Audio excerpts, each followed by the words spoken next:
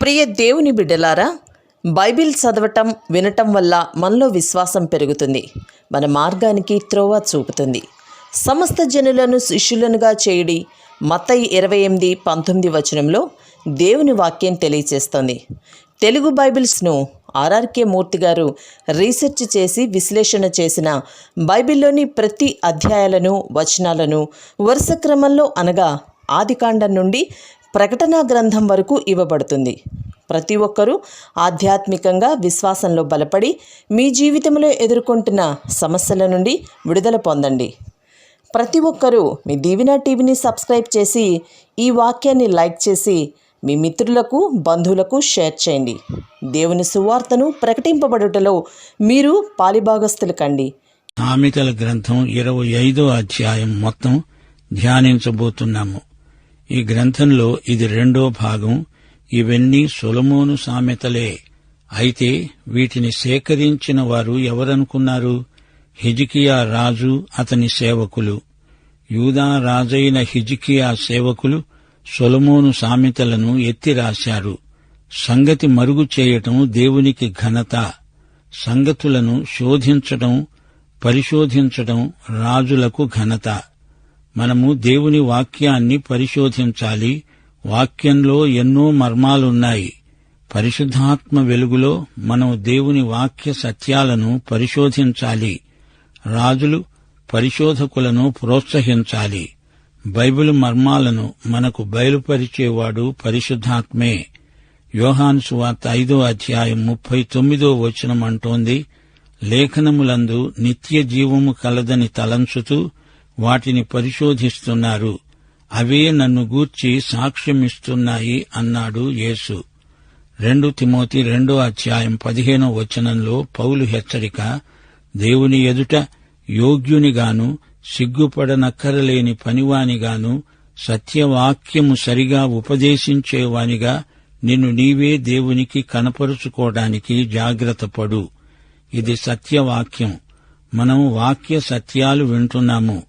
కొన్ని మర్మాలు దేవుడు వెంటనే బయలుపరచకపోవచ్చు గాని వాక్య పరిశోధన దేవుడు ఆశీర్వదించిన వ్యాసంగం.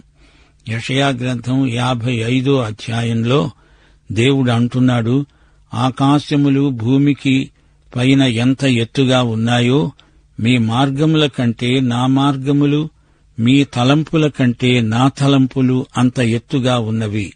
దేవుని వాక్య అధ్యయనం మనకు ఎంతో ఆశీర్వాదకరం, ఆత్మలకు బలవర్ధకం. రాజుల అభిప్రాయం ఆకాశముల ఎత్తు, భూమి లోతు అగోచరమైనవి. రాజులు ఏమి చేయబోతున్నారో ప్రజలకు తెలియదు, తెలియకుండా చేస్తారు. అకస్మాత్తుగా రాజు ఏ శాసనమైనా చేయగలడు. అయితే రాజులకు రాజైన దేవుడు ఏది చేసినా దాన్ని గురించి విమర్శించే హక్కు మనకు లేదు. దేవుడు ఏది చేసినా అదంతా మన మంచికే, మన మేలుకే. వెండిలోని మస్టును తీసివేసి పుటం పెట్టేవాడు పాత్ర ఒకటి సిద్ధం చేస్తాడు. రాజు ఎదుట నుండి దుష్టులను తొలగించిన ఎడల అతని సింహాసనం నీతి వలన స్థిరపరచబడుతుంది.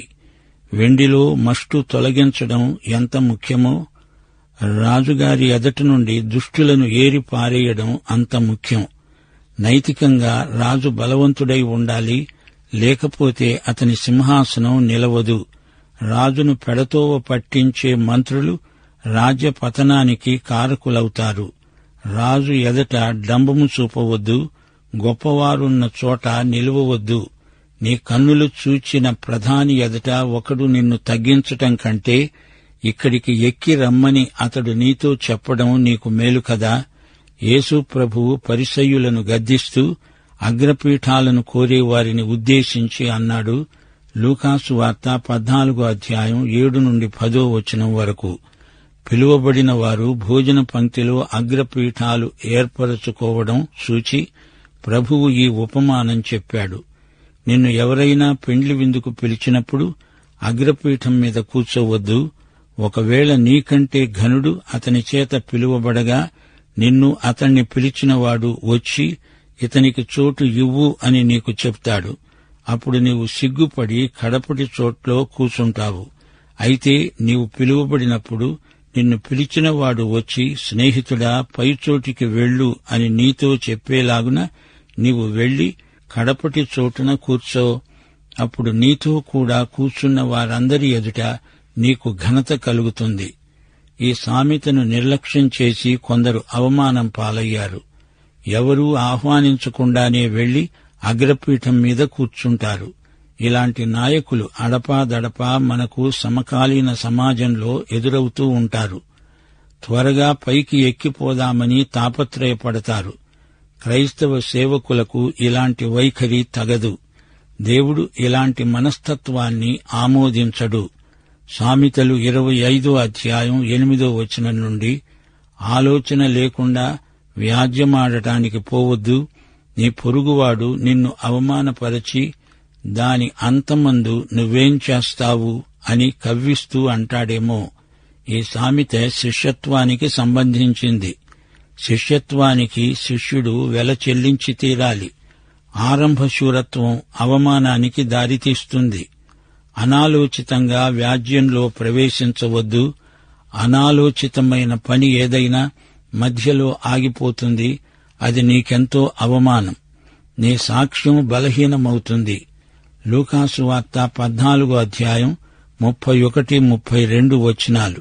ఏ రాజైనా మరొక రాజుతో యుద్ధం చేయాలని వెళ్తాడు.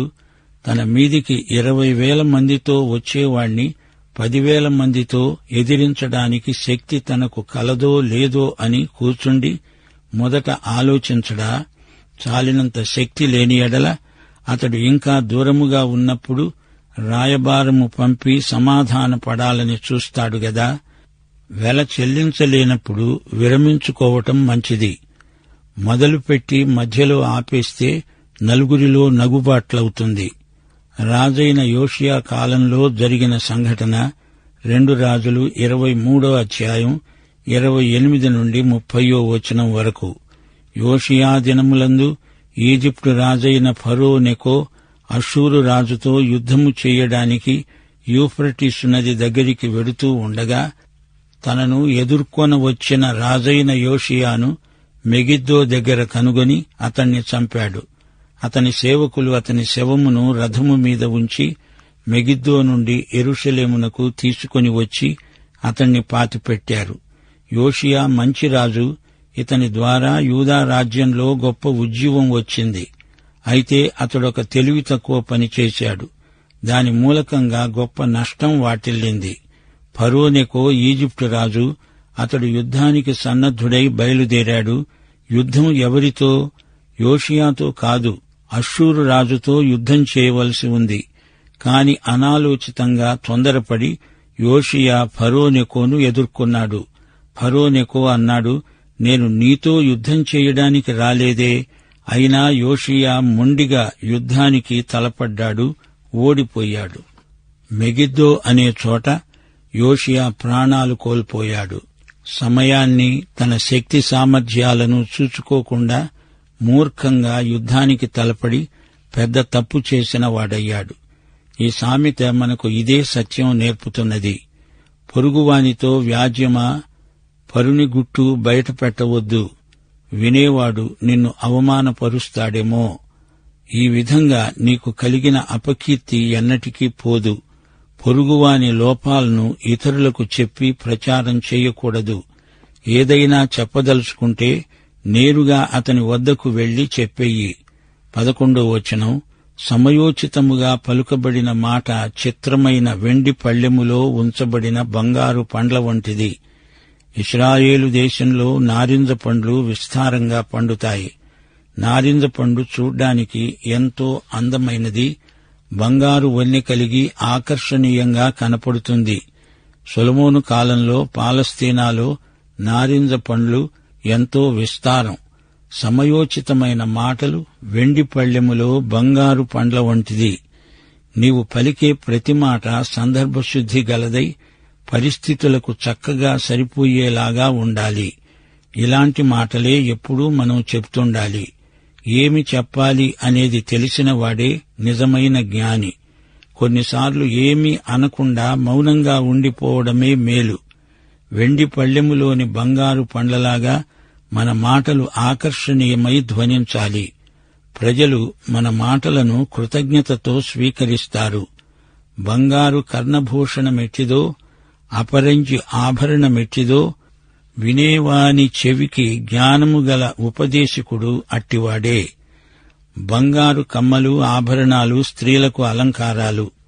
ఉపదేశకుడు జ్ఞాని అయితే అతని మాటలు వినేవారి చెవులకు అలంకారములవుతాయి.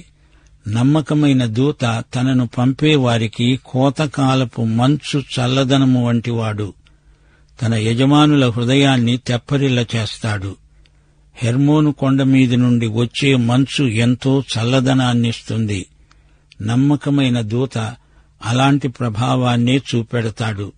భళా నమ్మకమైన మంచి దాసుడా అని యజమాని మెచ్చుకుంటాడు. మత్తయి సువార్త 25వ అధ్యాయం 21వ వచనం, విశ్వసనీయత ఎంతైనా మెచ్చుకోదగింది. భార్యలుగాని, పిల్లలుగాని, ఉద్యోగస్తుడుగాని, కాపరి సంఘస్థులుగాని విశ్వసనీయులై ఉండడం ఎంతైనా అవసరం. విశ్వసనీయత అనేది దేవుడు మెచ్చుకునే సుగుణం.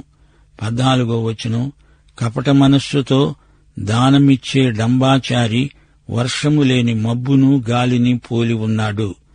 లంచం దేవునికి బొత్తిగా ఇష్టం లేదు. ఊరికే గొప్పలు చెప్పుకునేవాడు చివరికి వర్షం లేని మేఘంలాగా గాలికి తేలిపోతాడు. దీర్ఘశాంతము చేత న్యాయాధిపతిని ఒప్పించవచ్చు. సాత్వికమైన నాలుక ఎముకలను నలగగొడుతుంది. తేనెను కనుగొన్నావా? తగినంత మట్టుకే తాగు. అధికముగా తాగిన ఎడల కక్కివేస్తావేమో. దేవునికి అర్పించే నైవేద్యంలో తేనె ఉండకూడదు. తేనె లోక సంబంధమైన మాధుర్యానికి సంకేతం. లౌకిక ఆనందం నీలో ఇమడదు. దానిని వాంతి చేసుకోవలసి వస్తుంది. మాటిమాటికి నీ పొరుగువాని ఇంటికి వెళ్లవద్దు. అతడు నీ వలన విసికి నిన్ను ద్వేషిస్తాడేమో. పిలువకుండా ఇతరుల ఇండ్లకు వెళ్లి ఏమేమో మాట్లాడి వారిని విసికించడం మర్యాద కాదు. తన పొరుగువాని మీద కోట సాక్ష్యం పలికేవాడు సమ్మెటను, ఖడ్గమును, వాడిగల అంబును పోలినవాడు. శ్రమకాలంలో విశ్వాసఘాతకుణ్ణి ఆశ్రయించడం విరిగిన పళ్లతో, కీలు వసిలిన కాలుతో సమానం. ఇస్కరియోతు యూదా విరిగిన పంటిలాంటివాడు, కీలు బెణికిన కాలులాంటివాడు. అతడు మొదట యేసు ప్రభువు శిష్యులలో ఒకడు. దుఃఖచిత్తునికి పాటలు వినిపించేవాడు. చలిదినమున పైబట్ట తీసివేసే వానితో, సురేకారము మీద చిరకపోసే వానితో సమానం. మనస్సు వేదనతో నిండినప్పుడు మనిషి ఆనంద గీతాలు పాడడానికి ఇష్టపడడు. 21వ వచనం, నీ పగవాడు ఆకలిగొనిన ఎడల వానికి భోజనం పెట్టు, దప్పిగొన్న ఎడల వానికి దాహమివ్వు. అలా చేయడం చేత వాని తలమీద నిప్పులు కుప్పగా పోస్తావు. యెహోవా అందుకు నీకు ప్రతిఫలమిస్తాడు. ఇది యేసు ప్రభువు బోధించిన సత్యమే. అపొస్తలుడైన పౌలు ప్రతిపాదించిన సత్యమిది. శత్రువును ప్రేమించు అనేది కొండమీది ప్రసంగంలోని ప్రధానాంశం. రోమాపత్రిక 12వ అధ్యాయం 20వ వచనం, నీ శత్రువు ఆకలిగొని ఉంటే అతనికి భోజనం పెట్టు, దప్పిగొని ఉంటే దాహమివ్వు. అలాగు చేయడం వలన అతని తలమీద నిప్పులు కుప్పలుగా పోస్తావు. కీడు వలన జయింపబడక మేలుచేత కీడును జయించు. ఉత్తరపు గాలి వాన పుట్టిస్తుంది. కొండెగాని నాలుక కోపదృష్టి కలిగిస్తుంది. కఠినంగా మాట్లాడవలసి వస్తుంది. యథార్థవాది బంధువిరోధి అనే నానుడి మనకు తెలిసిందే. గయ్యాళి భార్యతో పెద్ద ఇంట్లో ఉండే కంటే మిద్దె మీద ఒక మూలన నివసించడం మేలు. ఇదే మాట సొలొమోను పదే పదే చెబుతూ వచ్చాడు. స్వానుభవమే చెప్తున్నాడు సొలొమోను. అతనికి భూభార్యాత్వం తెచ్చిన తలనొప్పి, గుండె నొప్పి ఇంతా అంతా కాదు. 25వ వచనం, దప్పిగొనిన వానికి చల్లని నీరు ఎలా ఉంటుందో దూరదేశము నుండి వచ్చిన శుభ సమాచారం అలాగే ఉంటుంది. సువార్త ప్రకటన ఎలాంటిది? దప్పిగొన్న వారికి చల్లని నీరు త్రాగించడం లాంటిదే. ఇది పరలోకము నుండి వచ్చిన శుభ సమాచారం, శుభ సందేశం. కలకలు చేయబడిన ఊట, చెడిపోయిన బుగ్గ, నీతిమంతుడు దుష్టునికి లోబడడం సమానమైనవి. నీతిమంతుడు దుష్టునికి లోబడితే నీటి ఊటను కెలికినట్లే, నీటి బుగ్గ మలినమై కలుషమైనట్లే. తేనె అధికంగా తాగడం అంతగా మంచిది కాదు. ఏదైనా అతిగా తినకూడదు, తాగకూడదు. దుర్లభమైన సంగతి పరిశీలన చెయ్యడం ఘనతకు కారణం. విపరీతమైన అభివృద్ధి కాంక్ష అపజయానికి కారణమవుతుంది. దుర్లభమైన సంగతి అనగా మన శక్తికి మించిన విషయాలు. వీటిని పరిశీలన చెయ్యాలి, జాగ్రత్తగా వ్యవహరించాలి. ప్రాకారము లేక పాడైన పురము ఎంతో, తన మనస్సును అణుచుకోలేనివాడు అంతే. ఉద్రేకాలను అదుపులో పెట్టుకోవాలి. ఇంద్రియ నిగ్రహం పరిశుద్ధాత్మ ఫలం. క్రైస్తవ సౌశీల్యం ఇంద్రియ నిగ్రహంలో ఎంతో రాణిస్తుంది. దేవుని బిడ్డల ఆత్మలు వారి వశంలో ఉండాలి. అదుపు తప్పి ప్రవర్తించడం అనర్థానికి హేతు అవుతుంది. సామెతలు 25వ అధ్యాయంలో మనం ఎన్నో సత్యాలు నేర్చుకున్నాము. హిజ్కియా సేవకులు సొలొమోను సేకరించిన సామెతలను ఎత్తి రాశారు. 25వ అధ్యాయం నుంచి సామెతలలోని పదజాలం మరీ ఘాటుగా ఉంటుంది. ఈ సామెతల్లో కొంత పునరుక్తి కానవస్తోంది. సామెతలు అంతకు ముందు రాయబడిన వాటికంటే క్లుప్తంగా ఉన్నట్లు కనబడుతోంది. మానవుడు పరిశోధన ద్వారా సత్యాన్ని తెలుసుకుంటాడు. దేవుడే సత్యదేవుడు, సత్యానికి దేవుడు. ఏ రాజ్యమైనా అందలి దుర్మార్గులు అపకీర్తి తెస్తారు. యేసు కొండమీది ప్రసంగంలో సామెతలలోని సత్యాలను అక్కడక్కడా ఉదహరించాడు, ఉటంకించాడు. కష్టించేవానికి దొరికే ఫలం ఎంతో హాయి కలిగిస్తుంది. ఏదైనా అతిగా చేస్తే ఫలంతా చెడిపోయే ప్రమాదముంది. తాత్కాలిక శ్రమ, దీర్ఘకాలిక శ్రమ అని బాధలు రెండు రకాలు. క్షణికమైన శ్రమలను దీర్ఘకాలిక మహిమ దృష్ట్యా సునాయాసంగా ఓర్చుకోగలం. ప్రతి పని సందర్భోచితంగా చెయ్యాలి. ఈ అధ్యాయంలో నాలుకను గురించిన హితోపదేశముంది. 24వ వచనం, గయ్యాళి పెళ్ళాన్ని కట్టుకుంటే కయ్యాలకెన్నటికీ కరువు లేదండి. ఆమె మాటలకు ఎదురు చెప్పే కంటే పోయి ఎక్కడో మూలన కూర్చుంటే సరిపోతుంది. ఈ సామెతల సంకలనకర్త ఈ సత్యాన్ని స్పష్టం చేస్తున్నాడు. ఎండాకాలంలో మంచు చల్లదనం ఎంతో హాయిగొల్పుతుంది. సమస్యల మధ్యలో సమయస్ఫూర్తి ఉండాలి. ఇలాంటి సామెతలెన్నో సొలొమోను సేకరించాడు. సామెతల గ్రంథంలో జ్ఞానము అనే మాట తరచుగా వస్తుంది. జ్ఞానము అంటే యేసుక్రీస్తే, ఆయనే వాక్యం. ఆదియందు ఆయన దేవునితో కూడా ఉన్నవాడు. యేసే మనకు జ్ఞానమై ఉన్నాడు. జ్ఞానము కొరకు దేవుని బిడ్డలకు ఆకలి దప్పి. సొలొమోనుకు రాజకీయ జ్ఞానం ఉంది కాని ఆధ్యాత్మిక జ్ఞానం తక్కువ. కొలసీ పత్రిక 2వ అధ్యాయం 3వ వచనం అంటోంది, బుద్ధి జ్ఞానముల సర్వసంపదలు ఆయన యందే గుప్తమై ఉన్నాయి. దేవునికి విధేయులై విశ్వసనీయులై దేవుని బిడ్డలు బ్రతకడానికి కావలసిన జ్ఞానం ఈ సామెతల గ్రంథంలో మనకు సమృద్ధిగా సరఫరా అవుతుంది. అన్నిటిని మించి ప్రేమ మన హృదయంలో కృమ్మరించబడింది. నీవు ఈ యేసు ప్రభువును నీ స్వకీయ రక్షకుడుగా ఎరుగుదువా? అయితే ఈ పాఠమంతా, సామెతల గ్రంథమంతా నీకోసమే. దైవాశీస్సులు. ఆమేన్.